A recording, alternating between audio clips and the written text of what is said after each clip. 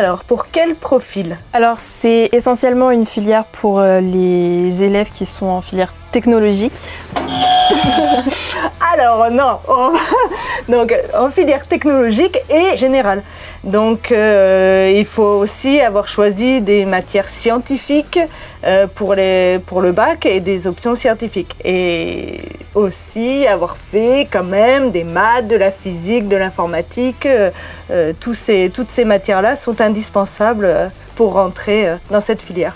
Le contenu des cours. Alors, le contenu des cours, c'est quand même les bases des matières scientifiques. Donc, il y a une bonne partie de maths et de physique. Hein. Vous connaissez quand même bien les maths et la physique. Évidemment, après, c'est une filière qui est orientée info. Donc, il y a de la programmation, du réseau et voilà, tout ce qui touche à l'informatique. Combien par classe? Ça dépend des matières, ça dépend des cours. Il y a quelques cours en amphi où vous allez être nombreux. Hein, puisque vous Cette année, on est une centaine. Voilà, une centaine. Et puis après, ça va jusqu'au cours d'anglais où on est 15. Voilà, 15 en groupe d'anglais et après en groupe de TD, une vingtaine. Pourquoi avoir choisi cette filière? Alors, moi j'ai choisi cette filière parce que je savais pas trop quoi faire en fait. Et du coup, je suis allée sur les salons et j'ai vu l'ISEN. Et je me suis dit que l'informatique, ça pourrait déjà énormément me plaire. Et du coup, la question s'est posée entre prépa et SIN. Et j'ai choisi la SIN parce que justement, dès la première année, l'informatique... c'est sûr qu'il est bien présent. Hein. Dans la formation, ouais, vous en faites quand même beaucoup plus que dans le programme de prépa classique. Qui est un plus en fait, je trouve. La formation dure combien de temps? Dans un cursus normal, c'est 2 ans du coup de cycle informatique et numérique. Et après, on a 3 ans d'école de cycle ingénieur. Voilà. Donc les plus du campus.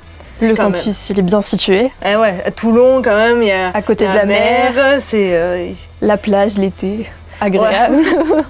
Et puis en plein centre-ville aussi, hein, l'école, vous avez tout à côté pour aller faire les courses et autres, les résidences universitaires. Qui sont assez proches. Voilà, et puis bon, c'est une belle ville quoi. Et une bonne ambiance entre les étudiants, de nombreuses associations. Donc c'est une vie riche, une vie étudiante agréable. Voilà, assez riche. Comment se fait le passage dans l'année supérieure? Évidemment, il faut valider chaque semestre, hein, c'est une validation semestrielle. Puis, c'est à la fois du contrôle continu, hein, parce que c'est quand même un rythme un peu intense, et une phase d'examen à la fin de chaque semestre pour voir si toutes les compétences sont bien acquises du semestre. L'international et l'anglais. Alors, pour être ingénieur, déjà, l'anglais, c'est important, c'est très important. Cette année, on a 2 heures d'anglais par semaine. Les 2 premières années sont faites pour préparer la certification. Donc, il y a différents niveaux de certification à préparer. Et puis après, l'international.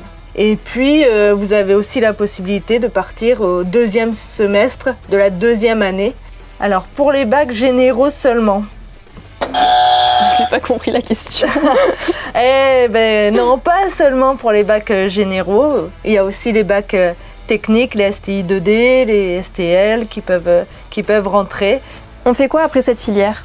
Alors après cette filière, évidemment, on poursuit ses études en cycle ingénieur, hein, puisque c'est la prépa intégrée donc, qui donne accès au cycle ingénieur.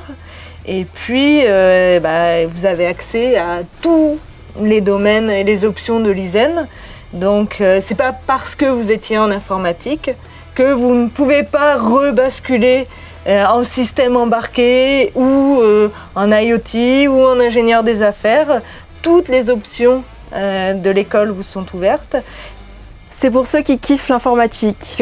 Non, c'est pour toutes les personnes qui seraient quand même un minimum intéressées par l'informatique. Et après, maintenant qu'on en fait, on aime bien ça. Ah, vous avez pris le virus.